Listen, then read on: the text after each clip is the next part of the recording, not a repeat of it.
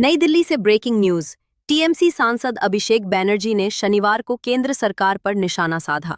उन्होंने कहा कि राष्ट्रपति द्रौपदी मुर्मू को उनकी जाति के कारण अपमानित किया गया और भारतीय सेना की कमान अब अमेरिका के पास है। बैनर्जी ने एक पार्टी कार्यक्रम में कहा, जब मणिपुर 3 साल तक जल रहा था, राष्ट्रपति चुप थीं। राम मंदिर के उद्घाटन पर उन्हें जाति के कारण नहीं बुलाया गया। संसद के उद्घाटन पर भी ऐसा ही हुआ। उन्होंने आगे कहा, भारतीय सेनाएं राष्ट्रपति के अधीन हैं। जब पाकिस्तान और भारत लड़ते हैं तो सारे आदेश उन्हें देने होते हैं, लेकिन अमेरिकी राष्ट्रपति ये आदेश दे रहे हैं। यह विवाद तब और बढ़ गया जब पश्चिम बंगाल में आयोजित अंतर्राष्ट्रीय संथाल सम्मेलन को लेकर राजनीतिक घमासान मच गया। राष्ट्रपति मुर्मू ने शनिवार को कहा कि उन्हें नहीं पता कि प्रशासन के दिमाग में क्या आया कि उन्होंने सम्मेलन का स्थान बदल दिया।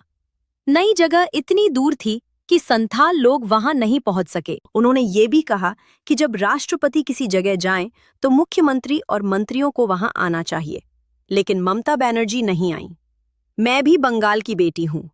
ममता दीदी मेरी बहन है, मेरी छोटी बहन।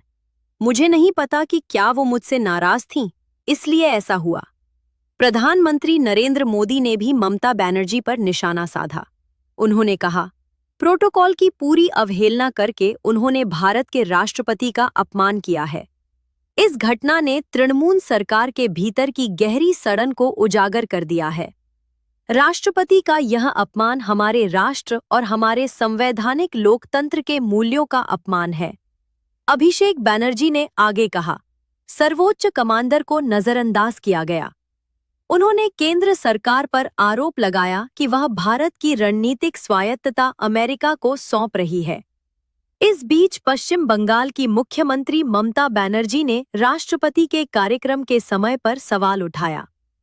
उन्होंने पूछा कि बंगाल विधानसभा चुनाव से ठीक पहले यह विवाद क्यों खड़ा किया गया। सवाल ये है कि क्या वाकई राष्ट्रपति की जाति के कारण उन्हें अहम समारोहों से दूर रखा गया? क्या भारतीय सेना की कमान अमेरिका के हाथ में चली गई, या ये चुनाव से पहले की राजनीति है? दोनों पक्ष अपने अपने तर्कों पर अड़े हैं। कृपया लाइक करें और अपनी राय कमेंट में दें।